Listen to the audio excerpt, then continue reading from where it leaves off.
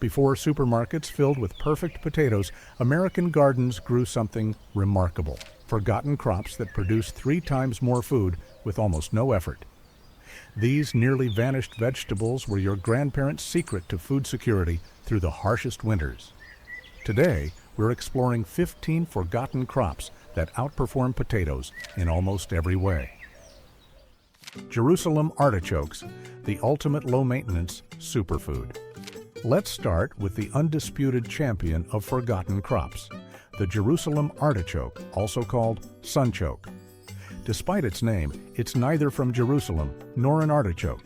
This native North American plant is actually related to sunflowers, which becomes obvious when you see its cheerful yellow blooms stretching up to 10 feet tall in late summer. What made Jerusalem artichokes so valuable to previous generations was their incredible productivity. While potatoes might yield 5 to 10 pounds per square yard, Jerusalem artichokes easily produce 15 to 20 pounds in the same space. Your grandparents understood something we've forgotten: why work harder when you can work smarter? The real magic happens underground, where knobby potato-like tubers develop. Unlike potatoes, which need careful storage after harvest, Jerusalem artichokes can stay right in the ground all winter. Your grandparents would simply dig them as needed, even pushing aside snow to harvest fresh food in January when nothing else was growing. Nature's refrigerator, no electricity required. These tubers contain inulin instead of starch, making them a godsend for people watching their blood sugar. That same inulin is what gives them their slightly sweet, nutty flavor that intensifies after frost. Imagine a cross between a water chestnut and a potato with hints of artichoke heart. They're delicious roasted, mashed, or sliced thin in salads. There is one quirky side effect worth mentioning: that inulin can cause gas in some people, earning them the nickname fartichokes. But your grandparents knew a simple trick: harvest them after several hard frosts, or ferment them to make them easier to digest. Planting couldn't be simpler. Just tuck tubers about 4 to 5 inches deep and 18 inches apart in spring. They'll grow in almost any soil, even poor sandy ground where potatoes would struggle. They're virtually disease-free and deer-resistant too. The only challenge is their enthusiasm. Once planted, they'll want to spread, so give them their own bed or container. Skirret, the forgotten medieval staple. Before potatoes crossed the Atlantic, European and early American gardens relied on skirret, a perennial root vegetable that produces clusters of sweet, white roots that taste like a cross between a parsnip and a carrot with hints of vanilla. What made skirret special to your grandparents' generation was its incredible cold hardiness and perennial nature. Once established, a single planting could feed a family for decades with minimal care. Unlike potatoes that need replanting every year, skirret comes back stronger season after season. The roots contain more protein than potatoes and a natural sweetness that made them valuable before sugar was readily available. In colonial America, they were often used in pies and sweet dishes, while savory preparations included roasting them with meat or adding them to hearty stews. Growing skirret is straightforward. Plant seeds or divisions in spring in rich, moist soil. The first year, you'll harvest modestly, but patience pays off as plants mature in subsequent seasons. Your grandparents understood the value of plants that improved with age rather than requiring constant replanting. Good King Henry, the perennial spinach. While potatoes provide calories, they lack the vital nutrients found in leafy greens. Enter Good King Henry, a perennial vegetable that provided vitamin-rich greens when gardens offered little else. This remarkable plant, once found in every colonial American garden, produces nutritious leaves from early spring until late fall. The young shoots can be prepared like asparagus, while the arrow-shaped leaves make a spinach substitute rich in iron, calcium, and vitamins A and C. What made Good King Henry invaluable to your grandparents was its incredible persistence. Once established, it would return year after year for decades, often outliving the gardener who planted it. Some patches in old homesteads have survived for over a century, silently telling stories of the families they fed through countless winters. To grow your own, plant seeds in partial shade and harvest sparingly the first year. By the second season, you'll have a reliable source of nutritious greens that requires no replanting, minimal care, and produces food 8 to 9 months of the year in most climates. Groundnut, America's forgotten protein. Powerhouse. Long before European settlers arrived, Native Americans cultivated groundnuts, Apios americana, as a staple food. These nitrogen-fixing vines produce strings of underground tubers that contain up to 17% protein, 3 times more than potatoes, along with complex carbohydrates and healthy fats. Your grandparents' generation, especially during the Depression, often relied on these native plants when times were tough.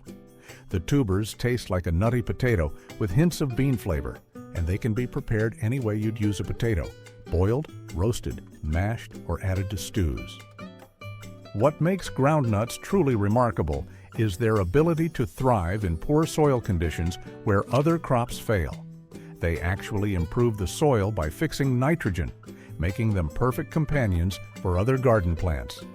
And since they're perennial, producing larger harvests each year, they represent food security in its most literal form. To grow groundnuts, plant tubers in spring about 3 inches deep in moist soil. Provide a trellis for the vines, which produce beautiful reddish-purple flowers in late summer. Harvest begins after the first frost and continues through winter as needed. Mashua, the disease-fighting tuber. While less common in North America until recently, Mashua was a staple in Andean gardens and made its way into some American victory gardens during World War II. This relative of nasturtiums produces abundant tubers with a peppery, almost radish-like flavor that mellows with cooking. What makes Mashua remarkable is its incredible disease resistance and productivity.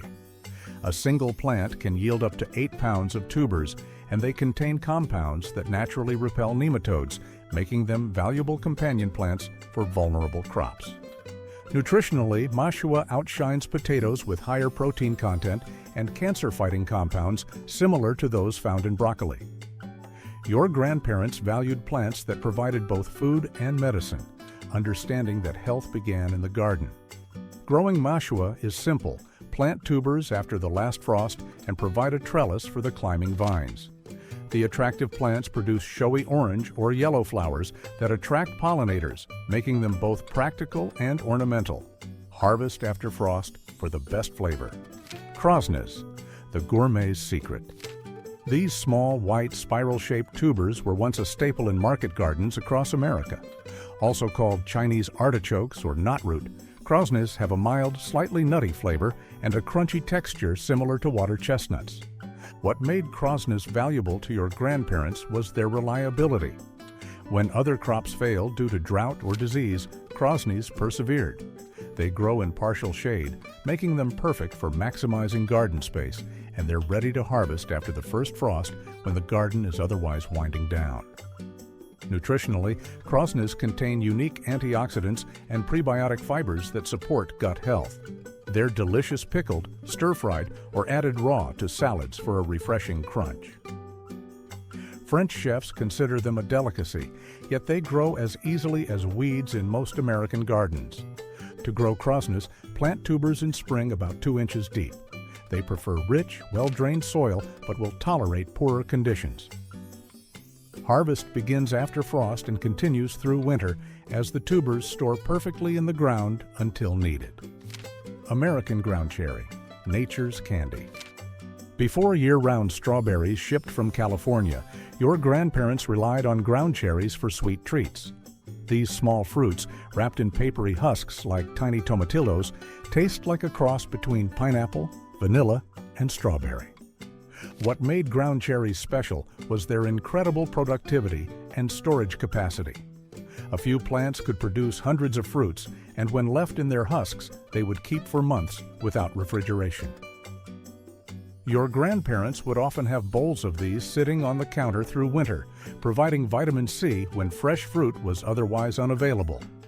Growing ground cherries is straightforward. Start seeds indoors 6 to 8 weeks before the last frost, then transplant to the garden. The sprawling plants benefit from support, but will happily spread along the ground.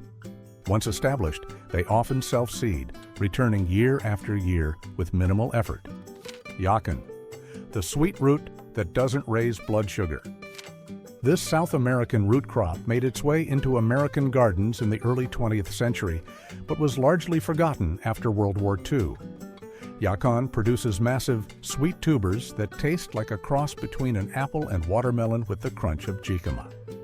What makes Yacon truly remarkable is that despite its sweet taste, it doesn't raise blood sugar levels.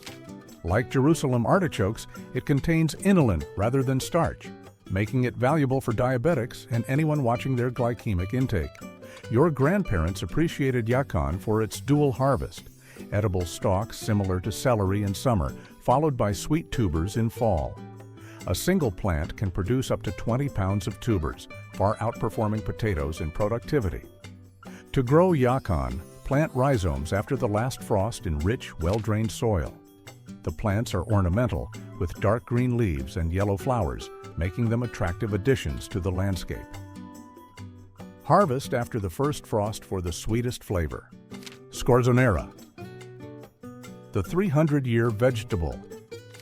Also called black salsify, Scorzonera was a mainstay in American gardens from colonial times through the 1950s. This remarkable root vegetable can live for decades, producing slender, black-skinned roots with white flesh that tastes like a subtle blend of oyster, artichoke, and asparagus. What made Scorzonera invaluable to your grandparents was its incredible storage capacity, both in the ground and after harvest. The roots can remain in the soil for years, growing larger and more flavorful with age. Once harvested, they keep for months in cool, damp sand. Nutritionally, Scorzonera contains rare compounds that support liver health and immune function. It's traditionally prepared by peeling after cooking, then serving with butter or cream sauce, though modern cooks often roast it unpeeled for a rustic presentation. To grow Scorzonera, sow seeds directly in deep, loose soil in early spring. The plants are drought-resistant once established and suffer from few pests or diseases. Patience is key. While you can harvest after 120 days, the roots improve dramatically in their second year. Ulluco, the rainbow tuber. These colorful Andean tubers made their way into some American gardens during the experimental agriculture movements of the early 20th century. Resembling small, waxy potatoes in vibrant shades of yellow, pink, purple, and red, Ulluco offers a unique lemony flavor and crisp texture. What made Ulluco special to those who grew it was its remarkable storage capacity. The tubers remain crisp and flavorful for up to a year without refrigeration when kept in a cool, dark place. They're also incredibly productive in cool climates, often yielding 4 to 5 pounds per square foot. Nutritionally, Ulluco contains complete protein and vitamin C levels that rival citrus fruits. They're traditionally prepared like potatoes, but retain their crisp texture and bright colors when cooked, making them visually striking additions to meals. To grow Ulluco, plant tubers after the last frost in rich, well-drained soil. They prefer cooler conditions and partial shade in warmer regions. Harvest after the first light frost for the best flavor and storage potential. Hopniss, the American potato bean. Native Americans cultivated Hopniss, Apios americana, for thousands of years before European contact. This perennial vine produces strings of protein-rich tubers that taste like nutty potatoes with a hint of bean flavor. What made Hopniss valuable to early American settlers and your grandparents during hard times was its incredible resilience. It grows in wet areas where other food crops would fail, produces without fertilizer, and actually improves soil health through nitrogen fixation. The tubers contain up to 17% protein, far higher than potatoes, along with complex carbohydrates and beneficial compounds that support heart health. They're traditionally boiled, roasted, or added to stews. To grow Hopniss, plant tubers in spring in moist soil and provide a trellis for the vines. The plants produce beautiful reddish-purple flowers in late summer, making them ornamental as well as practical. Harvest begins after the first frost and continues through winter. Artichokes, the no-dig potato alternative. These colorful Andean tubers made their way into some American gardens during the Victory Garden era. Resembling wrinkled, colorful fingerling potatoes, okie offers flavors ranging from lemony to sweet, depending on the variety. What made oca valuable to those who grew, it was the minimal labor required. No hilling, no pest management, and harvest is as simple as pulling the plants. The tubers grow near the soil surface, making them far easier to harvest than potatoes. Nutritionally, OCA contains more vitamin C than potatoes and unique antioxidants linked to its vibrant colors. They're traditionally prepared by leaving them in the sun for a few days to sweeten, then roasting or boiling them.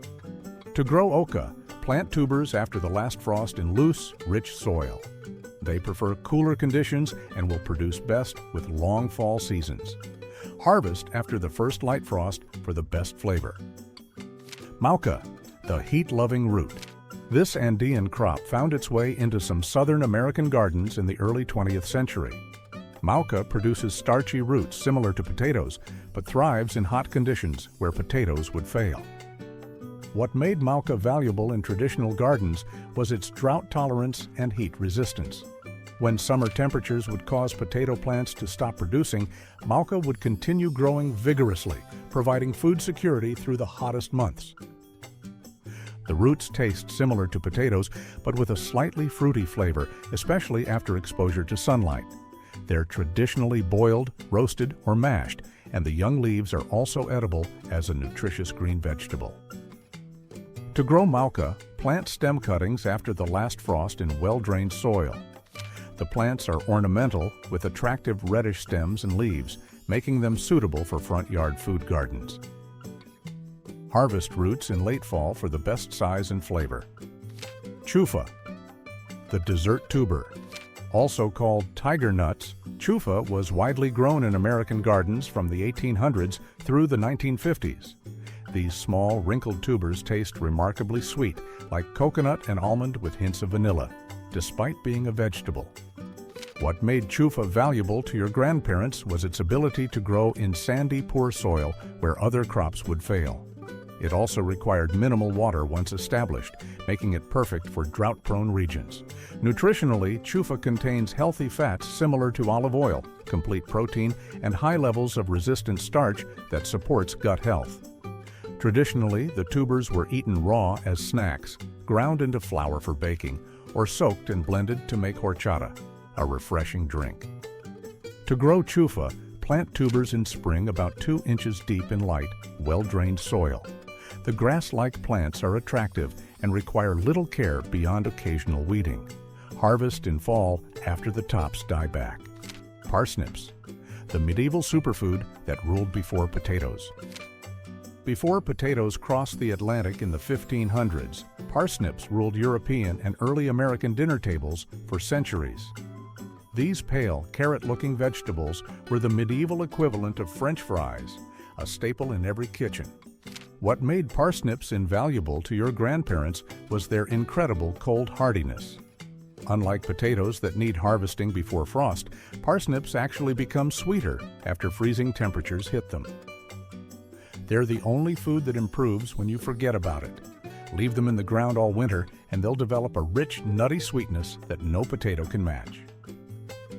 Nutritionally, one medium parsnip contains about 100 calories and is packed with fiber, vitamin C, and potassium. In harsh winters, they could provide up to a third of a family's diet. Their deep taproots found nutrients in poor soil where other crops failed. To grow parsnips, sow seeds directly in spring in deeply worked soil. Harvest some in fall, but leave the rest in the ground for winter harvests. Just push aside snow if needed for fresh vegetables when nothing else is growing. Your grandparents understood this was nature's refrigeration, no electricity required. Which of these vegetables did your grandparents grow, and which one are you most excited to try this season? Let me know in the comments below. If you enjoyed watching videos like this, please subscribe and watch the next one. Have a great day.